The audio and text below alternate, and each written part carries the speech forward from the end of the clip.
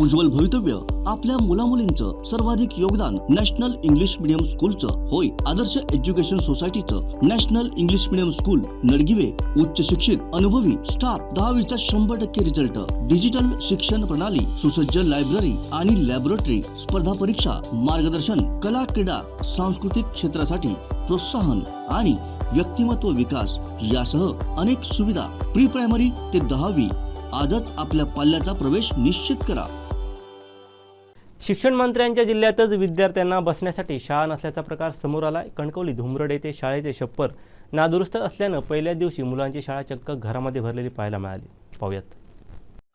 शाळा नादुरुस्त आहे। आपण बघितलं छप्पर देखील पडलेलं आहे। आपण आता शाळेमध्ये तुम्ही आता शाळा ह्या पर्याय म्हणून तिकडे घेतली आहे।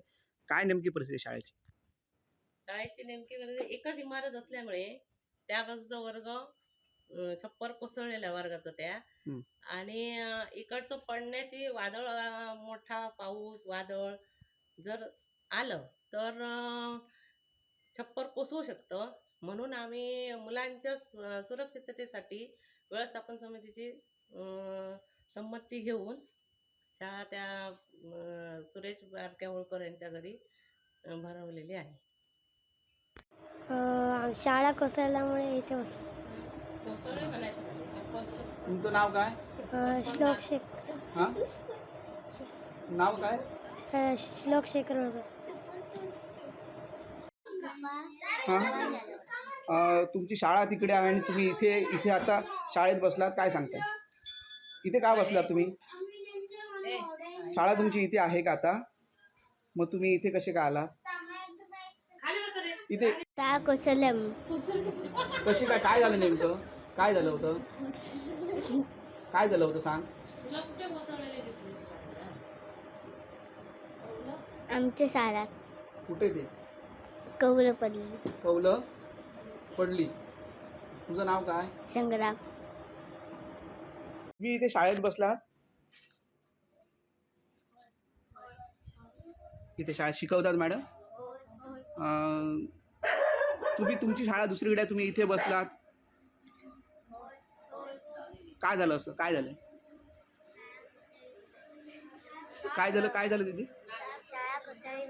शाळा कोसळली म्हणून। आता सध्या मग तुम्ही इथे कुठे कोणाकडे बसलात? कोणाच्या? त्यांच्या घरी तुम्ही बसला? म्हणजे आज शाळा तुमची इथे भरली आहे काय? काय झालंय? काय म्हणतो? काय सांग? शाळा इथे भरली आहे?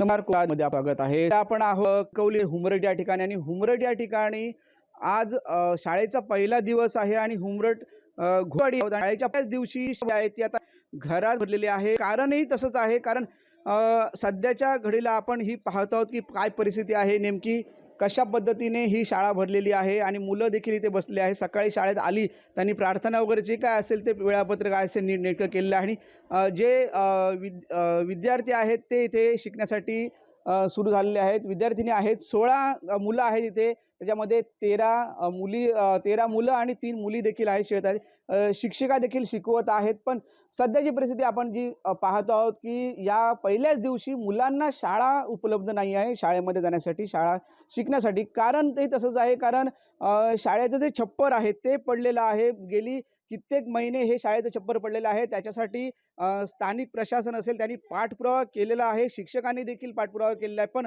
अजून देखील हे छप्पर अजून दुरुस्त केलं गेलं नाही, कोणतेही काम सुरू नाही आहे। आणि आज जूनची 15 तारीख आहे तरी देखील काम सुरू झालं नाही। त्यामुळे जर पाऊस सुरू झाला मोठा तर मुलांनी काय करायचं, शाळेत कुठे जायचं, हा एक मोठा प्रश्न आहे। कारण शिक्षण मंत्र्यांचा हा जिल्हा आहे आणि शिक्षण मंत्र्यांच्या जिल्ह्यात ही परिस्थिती असेल तर बाकी शिक्षण मंत्री आपले कशा पद्धतीने याला उत्तर देतील, हा एक महत्त्वाचा प्रश्न आहे। कारण शिक्षण मंत्र्यांनी शिक्षणासाठी वेगवेगळ्या योजना राबवलेल्या आहेत, वेगवेगळ्या योजना ह्या अंमलबजावणी देखील होते, पण शिक्षण मंत्र्यांच्या जिल्ह्यामध्ये जर मुलांना पहिल्याच दिवशी गेल्यानंतर शाळेमध्ये न बसता बाहेर एका घरामध्ये बसावं लागतं, ही एक खेदजनक गोष्ट आहे। त्यामुळे आता शिक्षण मंत्री याच्यावर काय बोलतील हे आता लक्ष ठेवून राहिलं आहे। उमेश बुचडे, कोकण साद लाईव्ह, कणकवली।